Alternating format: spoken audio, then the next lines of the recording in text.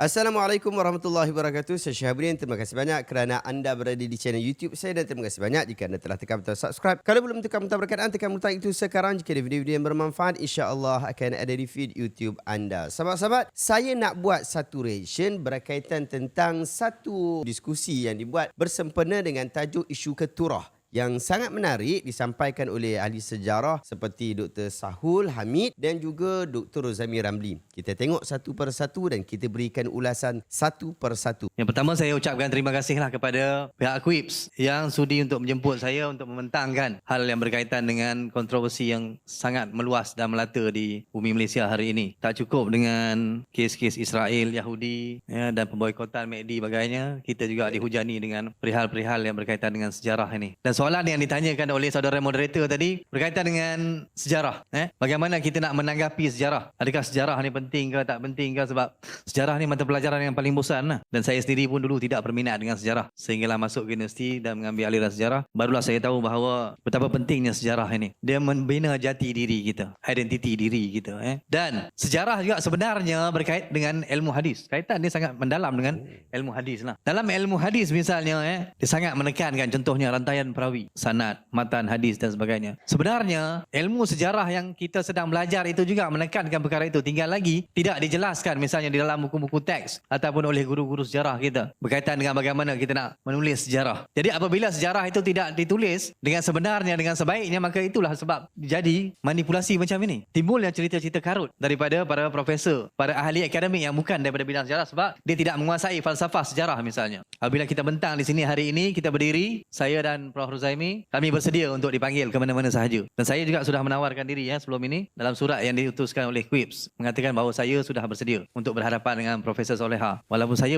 belum profesor lagi lah. Saya belum profesor lagi. Tapi saya kata insya-Allah saya sudi untuk berdepan dengan Profesor Soleha untuk untuk menjawab isu ini. Sebab beliau melangkaui bidangnya. Itu bukan bidangnya. Bidangnya ialah bahasa Arab. Saya percaya kita berada dalam cara langsung hari ini dan ramai kalau beliau tidak menonton pun mungkin lah. Orang kanan, orang kiri yang menonton untuk menyampaikan maklumat ini. Jadi saya dengan terbuka, saya katakan bahawa saya bersedia untuk bersemuka, untuk menjawab ni dan menjelaskan segala perihal berkaitan dengan isu kanturah. Dan banyak lagi lah seperti mana yang disebutkan tadi. Iskandar Zulkarnain datang ke Gunung Jerai. Nabi Adam turun di Gunung Jerai. Semuanya Gunung Jerai. Dan akibat daripada itu, akhirnya Gunung Jerai itu dikuduskan, disucikan. Nampak tuan-tuan? Daripada kisah sejarah tadi yang kemudiannya dia sangkut dengan elemen agama, akhirnya Gunung Jerai itu kemudian menjadi tempat yang suci. Nak naik ke Gunung Jerai kena wuduk dulu. Saya rasa kalau benda ini dibiarkan, akhirnya Gunung Jerai juga akan diiktiraf sebagai Serambi Mekah. Seperti mana ada tempat-tempat lain yang 2-3 tempat yang dikatakan sebagai Serambi Mekah. Ini yang kita nak halang sebenarnya. Jadi dalam ilmu sejarah kita juga sangat mementingkan data, fakta, bukti dan orang yang bercakap itu. Kalau katakan dalam ilmu hadis ada ilmu rijal, betul ilmu yang menyelidik bagaimanakah personaliti, kebolehpercayaan seseorang perawi hadis itu. Siapa dia belajar dengan siapa, dia menulis kitab apa, bagaimana kebolehpercayaannya, kaki kelentong ke atau tidak, semua itu diselidiki. Sebenarnya dalam sejarah juga disebut before read history, read historian. Sebelum belajar sejarah, kenali sejarawan itu. Siapa dia? Kalau nama dia Sahul, insya-Allah boleh percaya. Kalau nama dia sekian-sekian, kita kena tengok, okey, dia ni profesor dalam bidang apa? Contoh. Dalam bidang apa? Dia belajar di mana? Gurunya siapa? Adakah gurunya itu juga adalah seorang sejarawan? Kami dalam bidang sejarah ini sangat jarang mendatangkan dakwaan-dakwaan atau klaim-klaim yang pelik-pelik begini. Tuan-tuan takkan boleh jumpa lah. Malah saya insya-Allah minggu depan setelah Quips dah menghantar surat jemputan itu, minggu depan atas kapasiti saya sebagai penasihat mahasiswa Persatuan Sejarah di UPSI akan menghantar surat jemputan kepada orang yang mendakwa pelbagai fakta pelik itu untuk datang membentangkan dapatan dia. Dan kita bersedia untuk drill dan mendrill orang. Sebab kita bidang kita, ilmu kita. Jadi sejarah itu apabila kita kata nak kenali siapa guru dia, apakah latar belakang pendidikan dia, di manakah dia belajar, semua itu memberikan weightage kepada dia, pemberatan kepada dia, kebolehpercayaan dia. Itu dia. Jadi kaitan dia dengan ilmu hadis sangat tinggi. Sebab ilmu hadis sangat menekankan kebolehpercayaan tadi itu. Dan juga ketulinan rantaian perawi, matan, isi kandungan hadis itu. Sejarah juga begitu. Tinggal lagi salah dalam bidang sejarah, dia tidak melibatkan akidah.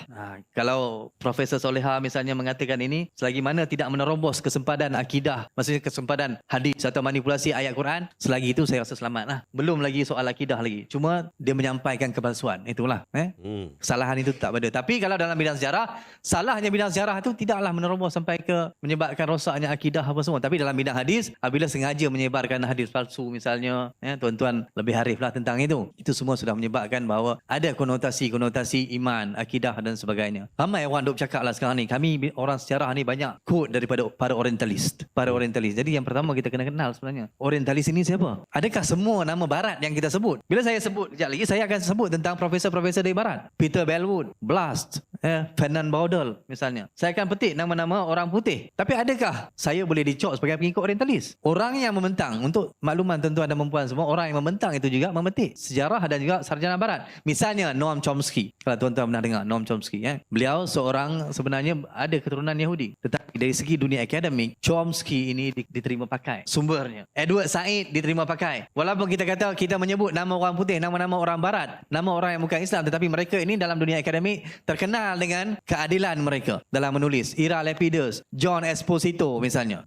Mereka ini menulis tentang Islam tetapi menulis dengan seobjektif yang mungkin, seadil yang mungkin. Tapi ada juga di sana yang lebih jahat, yang menulis untuk menyelewengkan ilmu dan dia menulis dengan pemahaman dia. Contoh saya bagi Bernard Lewis. Kalau tuan-tuan pernah dengar nama Bernard Lewis, dia menulis tentang sejarah umat Islam. Bernard Lewis, berhati-hati kalau baca buku itu. Sebab dia juga adalah penasihat dalam hubungan dengan Yahudi bersama-sama dengan George W. Bush, Presiden Amerika yang dulu. Jadi apabila kami ahli sejarah memetik data-data daripada orang putih, bukan bermaksud kami pengikut orientalis. Tinggal lagi mereka lah yang mengkaji sejarah itu dengan objektif, mendatangkan fakta-fakta itu dengan data dan bukti. Kalau dia kata dijumpai rangka manusia di Lenggung, dia datang dengan bukti rangka manusia, kemudian dengan ujian radiokarbon itu, segalanya tertulis dan kita boleh semak, empirical. Kita kata empirical, sesuatu yang ditulis kemudian boleh disemak kesahihan dia. Adakah benda ini jauh daripada Islam? Adakah kita kata ini tidak Islamik? Ini satu lagi ya Ustaz, yang baru ni kata sains itu sihir. Ini yang latest, kegilaan yang paling terkini kan. Sains itu sihir, tapi orang tu bercakap dia berhadapan dengan TikTok. TikTok itu dibina dengan algoritma. Sains itu daripada algoritma itu nama dia Al-Khawarizm. Al-Khawarizmi itu ilmuwan Islam. Jadi kalau kita kata sains itu sihir, maka habis semua ilmuwan Islam membina tamadun Islam dari kerajaan Abbasiyah sampai ke Uthmaniyah, itu runtuh habis kita tamadun Islam kita. Runtuh habis tamadun Islam kita kalau kita ikut ustaz-ustaz TikTok begini kata sains itu sihir. Sebenarnya yang memulakan sains dan mengembangkan sains dalam dunia ini dari sudut sejarahnya ialah umat Islam.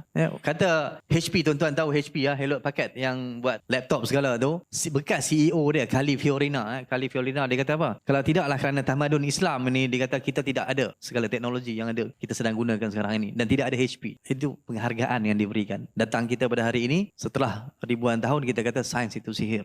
Sains itu sihir dengan mengaitkan dengan Dajjal. Inilah kadang-kadang kelemahan orang kita, ialah dia mengaitkan sesuatu yang tidak perlu. Dia bawa benda tu, dia tempel dengan benda-benda lain. Dan hal ini juga berlaku dengan isu kantorah ini sebenarnya. Alhamdulillah kita telah menonton tadi sesi yang pertama. Menarik juga perbahasan yang disebutkan oleh Dr. Sahul Hamid. Dan di dalam perbahasan itu ada cabaran kepada Dr. Saleh untuk dialog secara terbuka. Sebab kata Dr. Sahul Hamid, Profesor Saleh bukanlah seorang yang berada dalam bidang sejarah. Bahkan dia memberikan fakta-fakta yang diragui. Oleh sebab itu, pihak Dr. Sahul Hamid bersedia untuk memberikan penerangan ataupun mendengar penerangan daripada Dr. Salehah berkaitan tentang dakwaan-dakwaan beliau. Bahkan katanya UPSI sendiri akan hantar jemputan kepada Prof. Salehah untuk bincang isu ini, untuk bentangkan isu ini, untuk kita dalami isu ini. Kalau benar Profesor Salehah ada fakta dan juga data, bentangkan fakta dan juga data itu, buktikan fakta dan juga data itu supaya ia dapat dinilai oleh pakar-pakar bidang. Ia sangat-sangat menarik sahabat-sahabat. Sahabat-sahabat, kita tonton dalam siri seterusnya untuk isu konturah lagi.